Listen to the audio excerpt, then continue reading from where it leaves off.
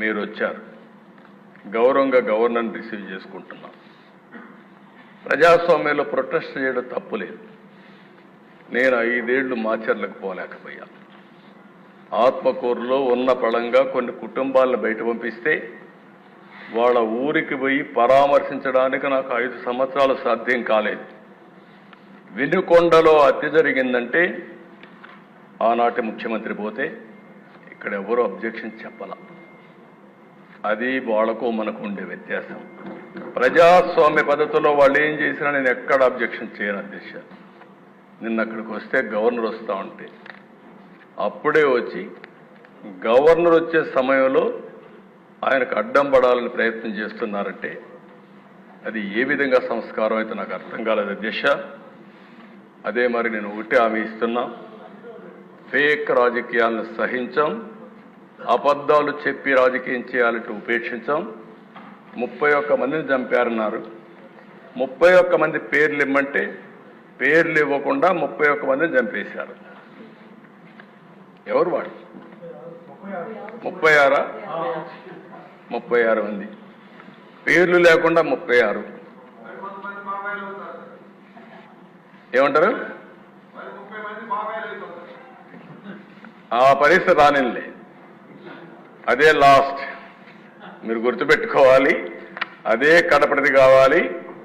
ఆ రోజు కూడా నేను చూశాను, నిద్రలేశాను సీఎంగా. సాక్షి స్క్రోలింగ్ వచ్చింది. ఆ స్క్రోలింగ్లో వివేకానంద రెడ్డి హార్ట్ అటాక్ గుండెపోటుతో చనిపోయాడు, అయ్యో పాపం అని నేను కూడా బాధపడ్డా. అంటే ఒక ముఖ్యమంత్రిని కూడా మభ్యపెట్టగలిగారు. ఈరోజు రాష్ట్ర ప్రజానీకం గుర్తుపెట్టుకోవాల్సిన అవసరం ఉంది. అక్కడి నుంచి మార్నింగ్ రాలేదు, ఫ్లైట్స్ ఉన్న ఎలక్షన్ల ముందు హెలికాప్టర్ రాకుండా ఫ్లైట్లో రాకుండా బై రోడ్డు వచ్చారు. ఆ డ్రామాలన్నీ నేను చెప్పదలుచుకోలేదు. అంటే సాయంత్రం వచ్చారు, మాట మార్చేశారు. నెక్స్ట్ డే నారాసుర రక్త చరిత్ర, నా చేతిలో కత్తి. అంటే అధ్యక్ష అలాంటివన్నీ చేసి నాటకాలు ఆడే పరిస్థితికి వచ్చారు.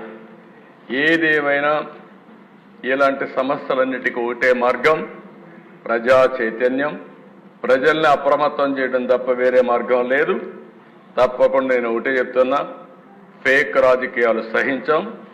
ఎవరి బెదిరింపులకు భయపడే పరిస్థితిలో ఈ ప్రభుత్వం లేదని మరొకసారి హెచ్చరిస్తున్నా, గట్టిగా చెప్తున్నా.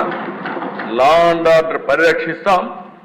లా అండ్ ఆర్డర్ని ఎవరు వైలేట్ చేసినా, ఎవరు వాళ్ళ చేతుల్లో తీసుకోవాలన్నా వాళ్ళందరినీ నిర్మోహమాటంగా హ్యాండిల్ చేస్తాం. మత ఘర్షణల్ని, ఫ్యాక్షన్ రాజకీయాల్ని, రౌడీల్ని, తీవ్రవాద సమస్యని పరిష్కారం చేసే చరిత్ర ఇక్కడే మాది. నేరాలు చేయాలనుకుంటే రాష్ట్రం నుంచి బయట పారిపోయే పరిస్థితి వస్తుంది తప్ప ఇక్కడుండి నేరాలు చేసి రాజకీయ ముసుగులో మీ ఇష్ట ప్రకారం ఆడాలంటే మాత్రం జరగనీయకుండా చేస్తామని చెప్పి నేను హెచ్చరిస్తున్నా.